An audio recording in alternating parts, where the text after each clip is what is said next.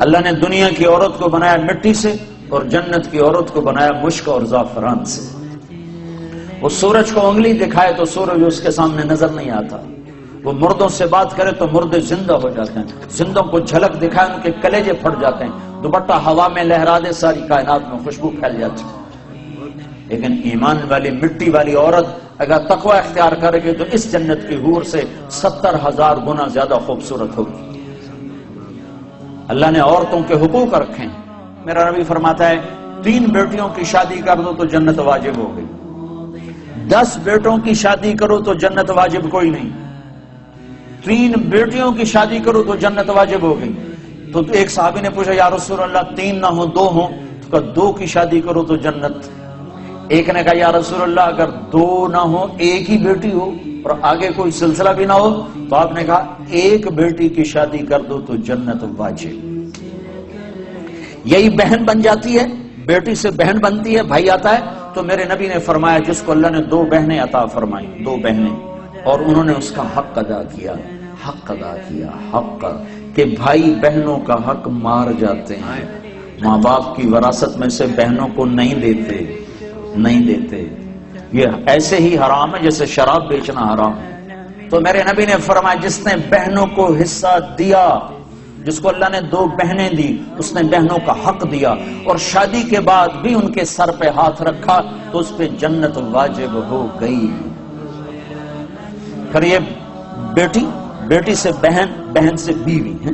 پھر میرے نبی نے فرمایا بہترین مسلمان وہ ہے جو بیوی کے ساتھ اچھا سلوک کرے، اور میرے نبی نے فرمایا جو یہ چاہے اس لوگ کا مسلمان کہ وہ جنت میں میرے گھر کے قریب گھر بنا لے تو وہ 2 کام کرے، ایک اپنے اخلاق اچھے کرے، ایک اپنی بیوی سے اچھا سلوک کرے، تو اس کا گھر میرے گھر کے قریب ہو جائے گا۔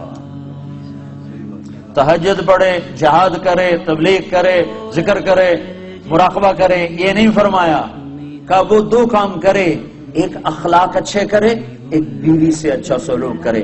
یہ بیوی سے اچھا سلوک بھی تو اخلاق میں آتا ہے، اس کو الگ کیوں کہا ہے؟ کہ بہت سے لوگ باہر بڑے اخلاق والے ہوتے ہیں اور گھر میں بیویوں کے ساتھ بڑے بدتمیز ہوتے ہیں، بیویوں سے ایسے سلوک کرتے ہیں جیسے نوکرانیاں، بیویوں کے ماں باپ کو ایسے گالیاں نکالتے ہیں جیسے انہیں گالی دینا ثواب کا کام۔ تو اس لیے اس کو الگ ذکر کیا کہ جو یہ چاہے جنت میں میرے گھر کے قریب گھر بنائے۔ کون نہیں چاہتا؟ تم چاہتے ہو نہیں چاہتے؟ تو اللہ کے نبی نے کہا 2 کام کرو، ایک اخلاق اچھے کرو، ایک اپنی بیوی سے اچھا سلوک کرو۔ پھر بیویوں کو بھی سمجھایا، برابری، توازن قائم کیا ہے کہ اگر میری شریعت میں سجدہ ہوتا تو میں بیوی سے کہتا خامند کو سجدہ کرے۔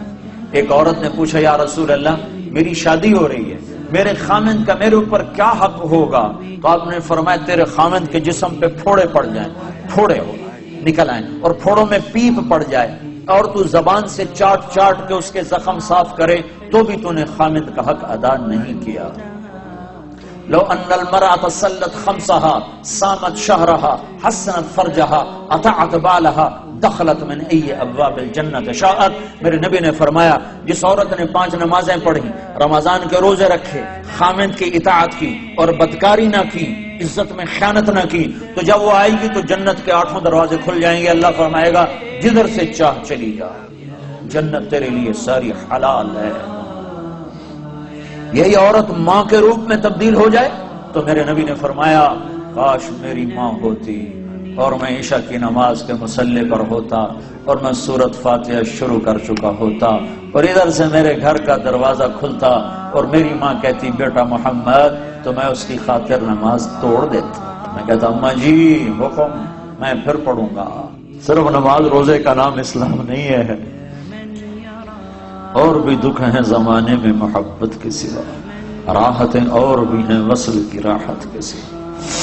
اخلاق کا بہت بڑا باب ہے جس کو امت نے بھلا کے رکھ دیا۔